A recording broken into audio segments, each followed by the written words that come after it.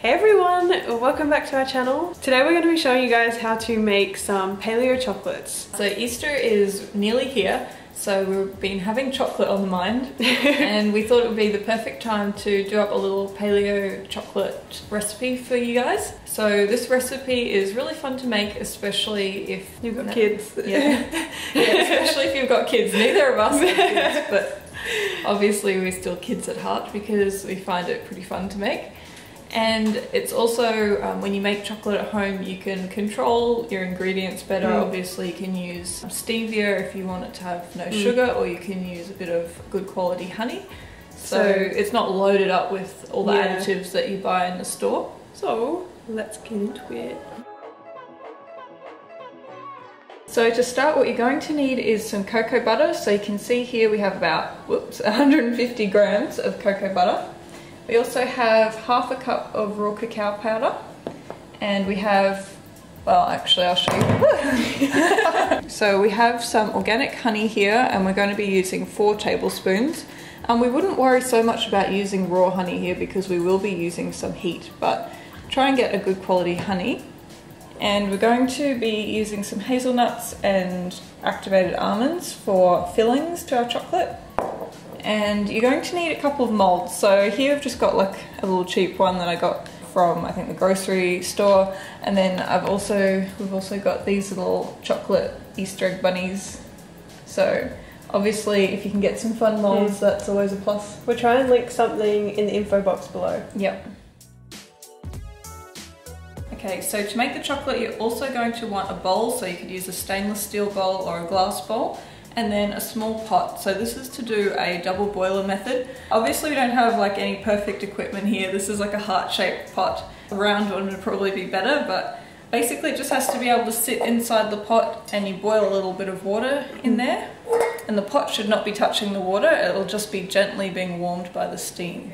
So now that our water is boiling, I'm just going to pop the other bowl on top. Again, making sure that the bowl isn't in the water, so we just want the steam. And then we're going to put our cacao butter in. So this is going to gently melt it.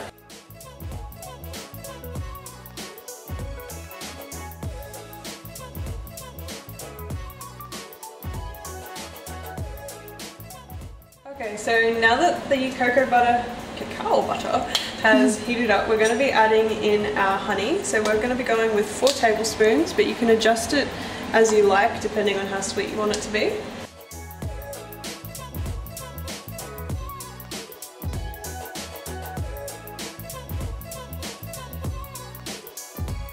So now that our honey is melted, we're just going to take it off the heat. So now we have about half a cup of raw cacao powder. So we're just going to be adding that in and mixing it well so that there's no clumps. You Probably should have sifted it. That would have been a good idea. Or using a whisk.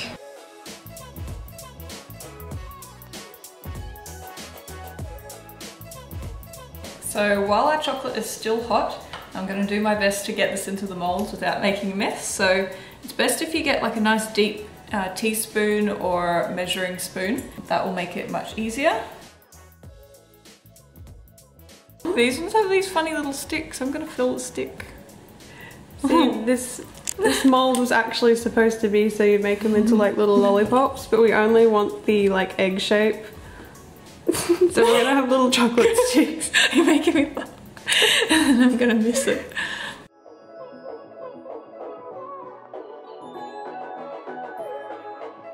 Okay, so we've got more chocolate here than we thought, so I'm using this other mold that I have.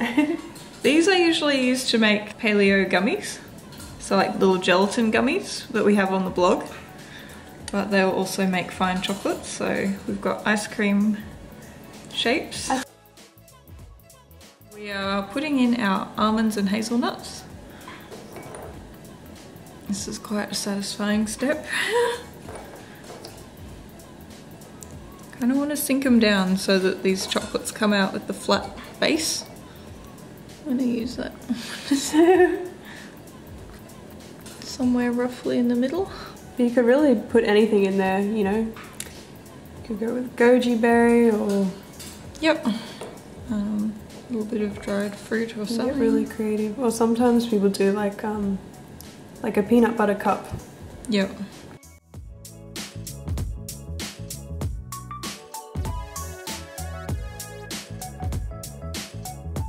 Okay, so now it's just time to pop these into the fridge and wait till they've gone hard. So probably only take like 10-15 minutes. Okay, so our chocolates should be ready now, so I'm going to grab them out of the fridge and pop them out.